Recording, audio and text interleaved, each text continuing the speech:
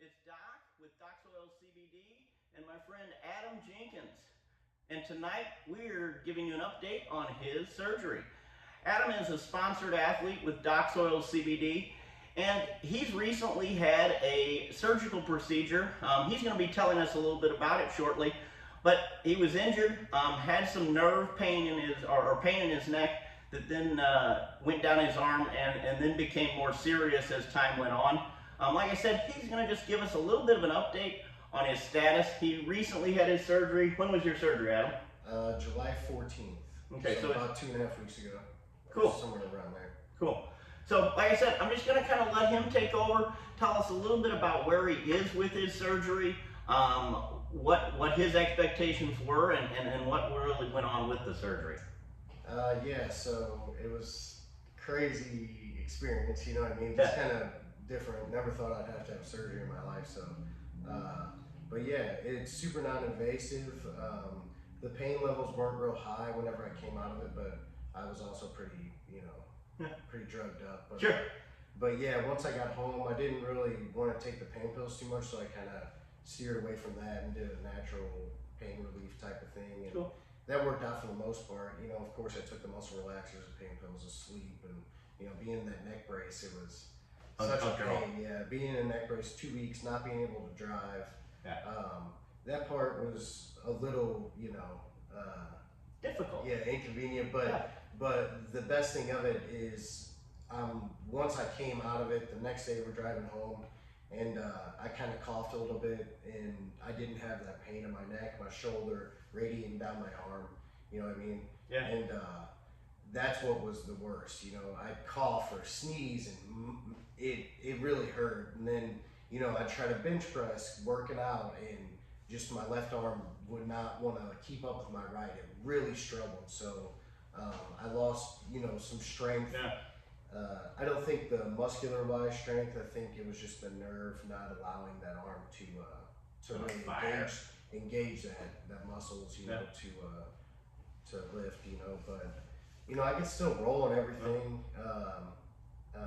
Whenever I did have the neck pain, but now I can't, so that's kind of torture. Sure. How long was the surgery? How long did it take them once they got in there? It was about an hour to an hour and a half, I think. Sure. I was back in my room, like started out in a room, knocked out, right. And then came back to the room, and it was only a couple hours, she said, from beginning to end. Yeah, beginning to end, and but I slept till like 4 o'clock. I was pretty. And then they kept you in the surgery center about 23 hours. Isn't that what you said? Yeah, 23 hours because it's an outpatient center. So if they keep you 24 hours, it's inpatient. I think is what they said. Yeah. So they have to discharge you at 23 hours, but that place is amazing, man. Yeah. All the staff were incredible. Like just dealing with a lot like I had to use the restroom quite a bit, just because coming out of anesthesia, everything kind of, it goes to sleep and then it wakes itself up, and and the nurse that helped me was just an amazing person. She was super friendly. I just kept apologizing. I was like, sorry, I gotta go again. She's gotta help you to the bathroom. Oh, yeah. It's like down a hall, to the left, and so it was just an amazing time, or amazing experience that time. Yeah, sure. No, I understand.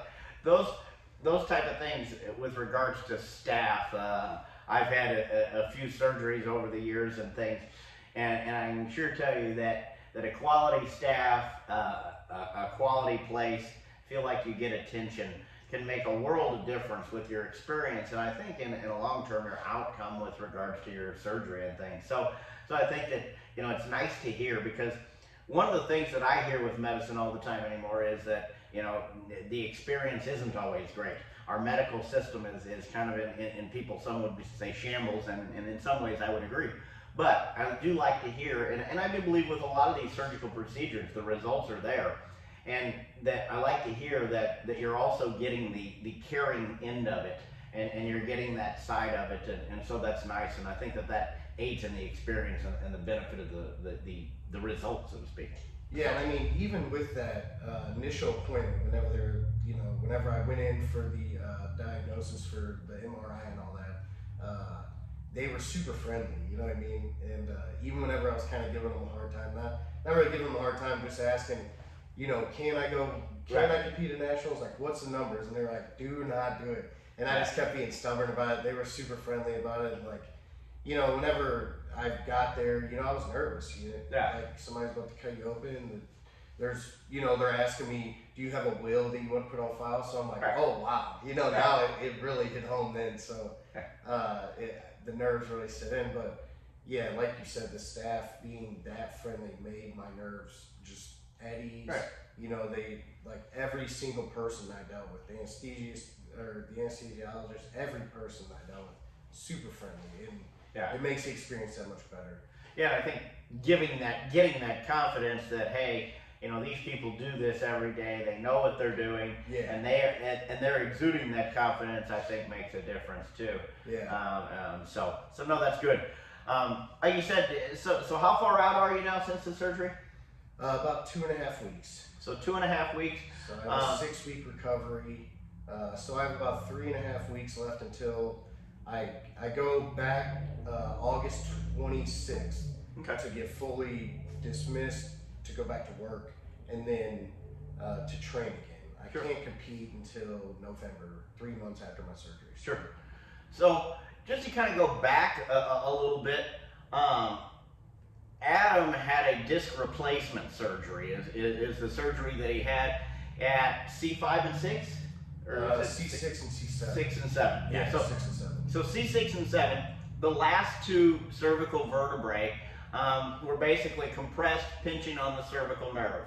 And so what they did is they put in a artificial disc. They have the technology these days to put in material that acts as a disc. And so it allows him to go back to full function. It allows him to do the things that he wants to do, compete on a high level at jiu-jitsu, and do those type of things, even though he had surgery. And I think that that's a misconception that people have. You know, as a chiropractor, I like to do things holistically. You know, we want to do everything we can with CBD or with getting adjusted or stretching or whatever.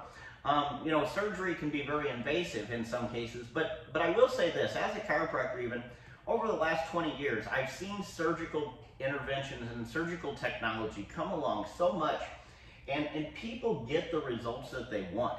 And if you get a good surgeon, if you do your due diligence and that type of thing, you can usually get back to, whether you're an athlete or you're a common person or you're doing whatever, you can usually get back to those activities in a full way.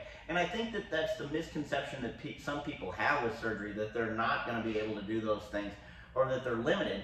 And then I think if you go into it with that thought process, just on an end note, is what happens is your results aren't as good. Because I've had a fair amount of surgeries myself. I've had a hip replacement, I've had tumor taken off my femur, I've had all kinds of different, I've had my arm repaired, so on and so forth. And what I've been fortunate with is my recovery has been excellent. And I think part of it was, number one, I had good surgeons, but number two, I knew that I knew that these things worked like they should, that my body would recover. Yeah. So I think that that's kind of neat, and I'm glad that you've had that you know, success thus far, and look forward to continuing it. Well, and I got to thank you too for recommending Dr. Raskus over there in St. Louis, because my friend from high school messaged me, and he had the disc fusion, which is the cadaver bone put in between the vertebrae, you know, and fused together. Absolutely.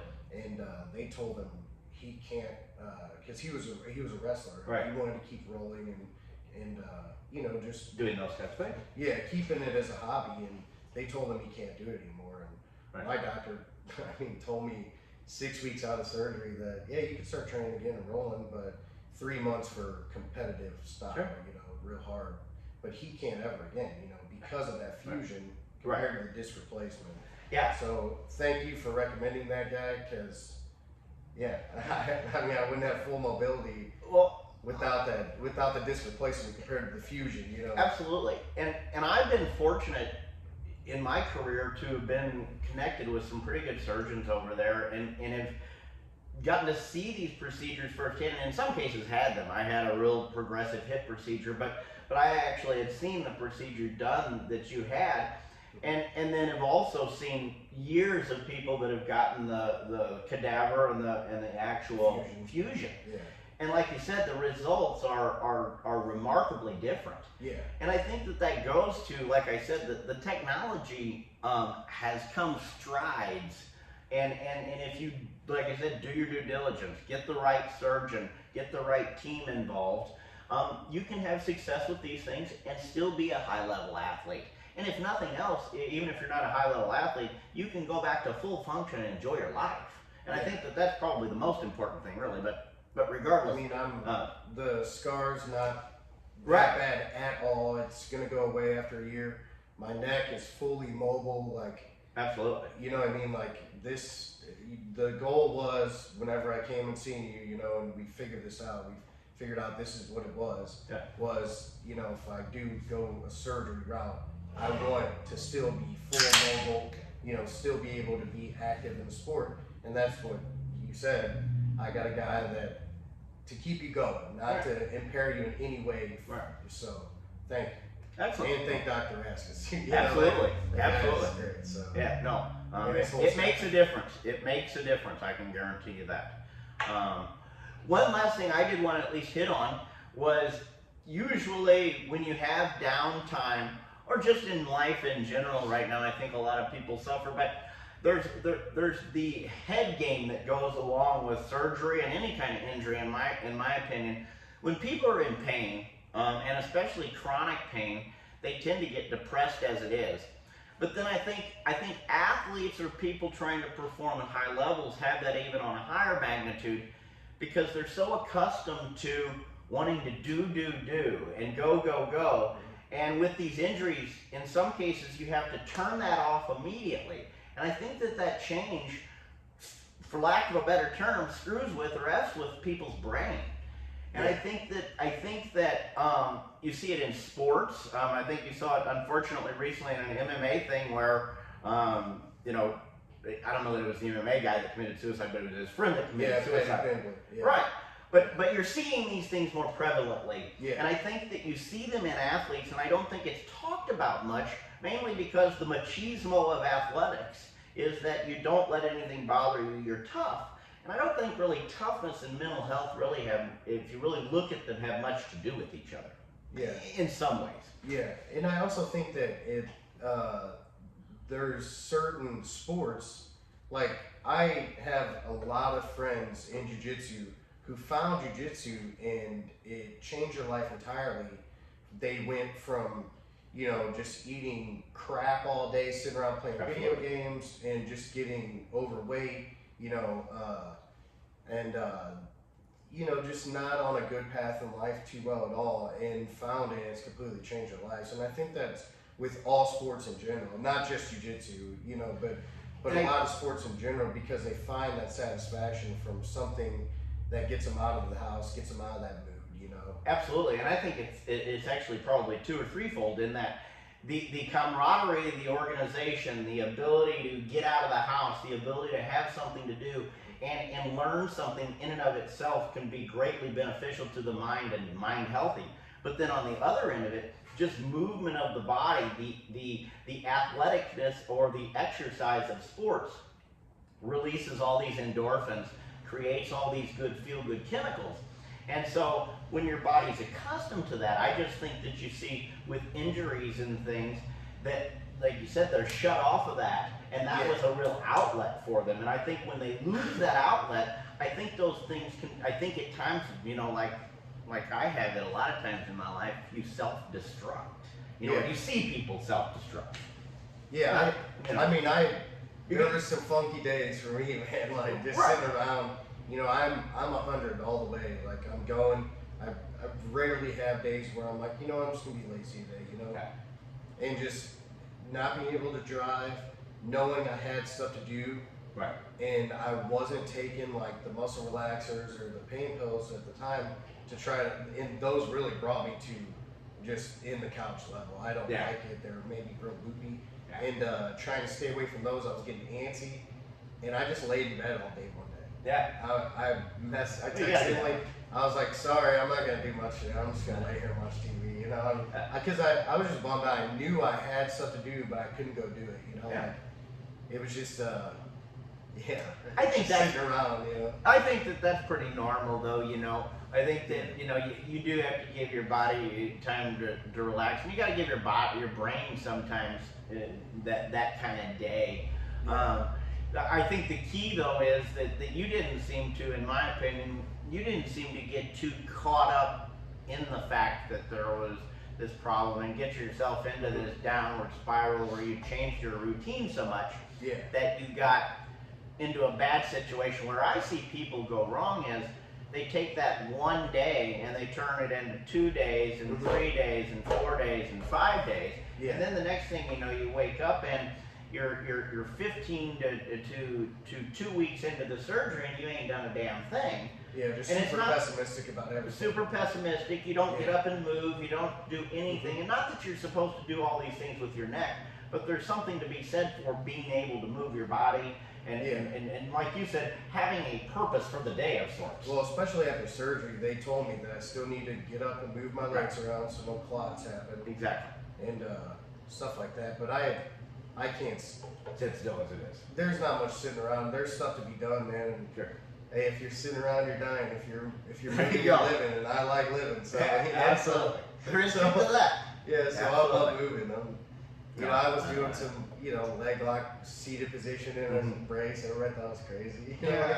I did. One day out of the brace, I'm in there, drilling, just top passing and stuff like that. People think you're crazy, dude. Well, he is crazy comparatively. But crazy is a relative term, right? Yeah. Well, hey, I'm good to go. I feel like, So. That's right. Absolutely. Hey, you're feeling good. Yeah, I'm feeling great. No, I'm gonna take it easy. I'm gonna take the 3.5 weeks serious. I'm not doing anything to compromise the neck or anything crazy like that. But cool. Yeah, it's fun. Well, I'm glad things are going well. Like I said, I just wanted to give an update where Adam was, talk a little bit about how the outcome had went with the surgery. If you have questions about this surgery, we'd be glad to answer them. Put them in the comments below. Or you can message me directly. Yeah, you can. If you want to, you can message me directly. It's not a big deal. Yeah. Our goal is to help people and educate people about these type of health things, and more specifically this surgery in particular. And in a lot of cases, it's good to talk to somebody, I think, that's been through the process or gone through something similar to you, so that you don't feel alone, because I know that a lot of people that have these injuries and pains and things that don't go away, they sometimes feel like, man, this is never going to go away, man. Yeah. It's a never-ending thing. And if you have somebody say, hey, man, I know where you're at, but I see the light, so to speak. It makes a difference. And the relief from that surgery is massive. I don't feel it at all. And they said it could take like a week or two for the swelling, the inflammation around that nerve and spinal cord to go down. And I got instant relief. I no longer feel it in my arm. It's just great. And then running into Rafael Alpha in Vegas and telling me his buddy had the same exact surgery was also a huge relief. And you're typically, like I said, you're typically scared of a surgery. Like, I didn't know what I was going into. And hearing, like you said, hearing that from somebody else, and then was a huge relief. Absolutely. And then afterwards, going through it, it's really nothing. Like, everybody's like, oh man, it's be careful. It's a little bitty scar. My neck's already super mobile. There's no pain whatsoever. Just like little muscle aches here and there from the neck brace being on for 2 weeks and being all hemmed up, all weird. But if you have any questions about it, message me. If you think you have neck pain and you're thinking about getting a surgery and your doctor's recommending a fusion, message me. Or doc, come in and see doc if you need a second recommendation. Definitely don't do any drastic decisions on like fusion and stuff like that. Yeah, like you said, that's something that we can always take a look at. One thing in my practice is, I really try to examine people and give them good advice. You know, not everything needs to be popped and cracked, and most things tolerate it just fine, but from the standpoint of fixing everything, it doesn't. And so, you know, over the last 20 years, I've found that, you know, you have to be able to refer to good people and to get some things done. And so that's what we can do. Like I said, message him, contact me, let us know how we can help. We'll continue to give you updates next time we talk. Hopefully you'll be that much closer to back at it, and we'll be talking jiu-jitsu and that type of thing. So other than that, everyone have a wonderful day, and we will